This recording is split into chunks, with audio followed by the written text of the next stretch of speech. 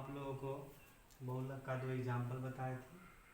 आज हम 14.1 एक्सरसाइज के पहला जो इसका क्वेश्चन है जिसमें बहुलक और माध्यक एक ही साथ दोनों निकालने के लिए कह रहे हैं। तो सबसे पहले हम आपको इसका बहुलक निकाल करके बता देते हैं, फिर इसके बाद हम इसी में माध्य निकाल करके आपको समझाएंगे। तो जैसे इसका बारंबारता दिया, वर्ग अंतराल दिया गया है और ये बारंबारता दिया गया है। तो बहुलक में हम बताए थे आपको कि जो सबसे बड़ा होता है तो सबसे बड़ा जो है इसको हम F1 लेंगे, ठीक इसके ऊपर वाले को F0 और ठीक इसके नीचे वाले को हम F2 लेंगे। इसके बीच के जो अंतराल है तो इसमें जो हम देखते हैं कि सभी के बीच में 10-10 का डिफरेंस है। तो हम यहाँ पर h बराबर जो लिखेंगे, h बराबर हम 10 ले लेंगे, l बराबर लिखेंगे। तो जो सबसे बड़ा बारंबारता है वो 23 है और इसके सामने में जो मिनिमम मान है 45 और 60 में मिनिमम 35, 45 और 35 है तो मिनिमम 35 है तो हम 35 लेंगे। अब हम बहुलक बराबर लिखेंगे तो बहुलक बराबर होता है जो बहुलक बराबर होता है L प्लस F1 घटे F0 बटा 2F1 घटे F0 घटे F2 गुने H। L का मान हमें 35 लेना है प्लस F1 का मान 23 है, F0 का मान हम 21 लेंगे। फिर हम जो है 2 गुने F1 का मान लेंगे, फिर 21 लेंगे F0 का मान, फिर इसके नीचे जो है 14 लेंगे, H का मान हम 10 लेंगे। तो देखिए यहाँ पर है जो हम 23 में से घटाएंगे इसको, तो मान लीजिए 35 प्लस 23 में से घटाएंगे तो 2 और 23 को 2 से तो 46, 21 और 9 को हम जोड़ देंगे तो 35 गुने 10।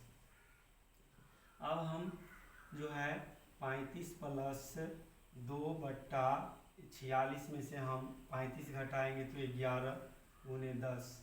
35 प्लस हम 10 को 2 से गुना करेंगे तो 20 बट्टा 11। अब हम क्या करेंगे तो 11 से हम 20 में भाग दे देंगे। तो 11 से जब हम 20 में भाग देंगे तो हमारा जो है 11 का 11 आएगा। उसके बाद 9, 11 8 88, फिर हमारे पास 2 बचा, फिर 11 का 11 आया।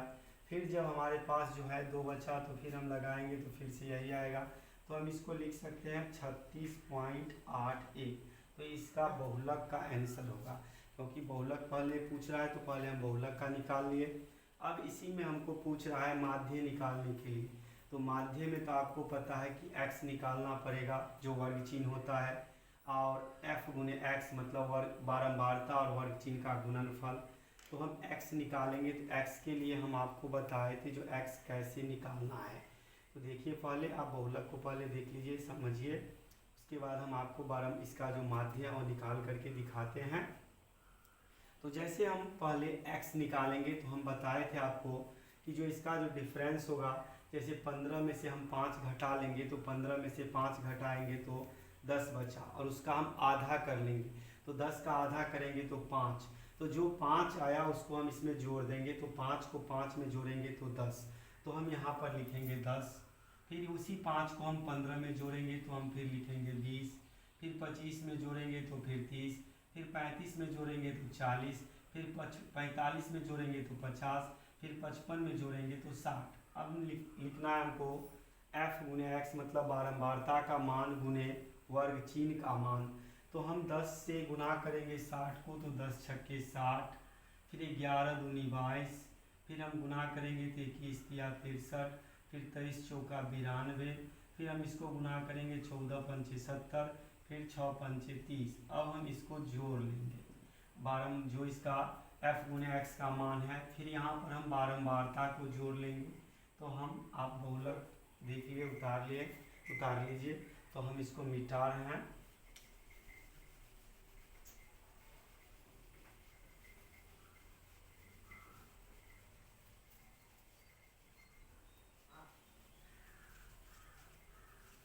तो देखिए हम बारंबारता को जोड़ेंगे, ऐसे आपकी किताब में भी दिया होगा जो बारंबारता का योग कितना है, तो नहीं दिया गया है तो हम जोड़ लेते हैं। जैसे 6 है, 11 है तो 17, 17 में 21 को जोड़ेंगे हम तो 17 में 21 को जोड़ेंगे तो हो जाएगा आपका जो है सो 38 में फिर हम 23 को जोड़ेंगे तो 38 3 41 61 हो गया। 61 में हम फिर जो है सो 14 को जोड़ेंगे तो 61 में 14 जोड़ेंगे तो 75 75 और 5 80। फिर से आप देख लीजिए, जैसे 5 14 5 19 19 में हम 23 को जोड़ेंगे तो 19 में 23 को जोड़ेंगे तो 42 42 में फिर हम 21 को जोड़ेंगे तो 42 में 21 को आप जोड़िएगा तो 43 और 20 63 63 में आप जो है 11 जोड़िएगा तो 63 और 11 जो है सो आपका हो गया 74 74 और 6 80। फिर हम इसका जो f गुने x है उसको हम जोड़ते हैं। देखिए इसके जो हम जोड़ेंगे तो 0, फिर हम जोड़ेंगे इसको तो 3 2 5 और 2 6 2 8 8 2 10 10 3 13 की 3, फिर हासिल आपका बचा ये 1, फिर आप जोड़िए 7 3 10 10 9 19 19 19 और 6 25 25 और 2 27 27 1 28, तो जोड़ करके हमें आया 28 30। अब माध्य बराबर फॉर्मूला आपको पता है क्योंकि पीछे हम पढ़े हैं, इसके पिछले अध्याय में माध्य बराबर सिग्मा एफ एक्स बट्टा सिग्मा एफ। तो हम 2830 बट्टा में देंगे इसका 80, 0 से 0 काट लेंगे तो 28 बट्टा 238 बट्टा 8।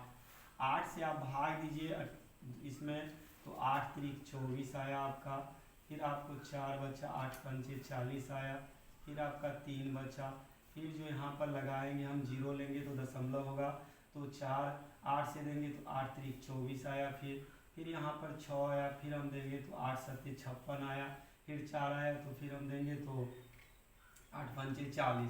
तो इस तरह से इसका जो आएगा मान वह आएगा 35.375, या आपको ऐसे भी दिया जा होगा कि 35.38। इस तरह से इसका आंसर होगा। दूसरी चीज़ आपको ये ध्यान रखना है कि बहुलक में हम बताए थे कि जो सबसे बड़ा मान होता है और इसमें जो मैक्सिमम और मिनिमम मान होता है उसी के बीच का कोई आंसर होगा, चाहे 35 से बड़ा हो और 45 से छोटा हो, इसी के बीच का होगा। इन दोनों में से कुछ नहीं होगा, इसके बीच का जो भी होगा उसके बीच का आंसर होगा। उसी प्रकार से माध्य में भी होता है क्या, तो जो इसका मान रहता है बारंबारता जिसका सबसे अधिक रहता है उसी के बीच का कोई बीच वाला मान आएगा। यहाँ पर देखिए 35 और 45 के बीच में जो है 35.38 आता है, तो यही इसका आंसर होगा।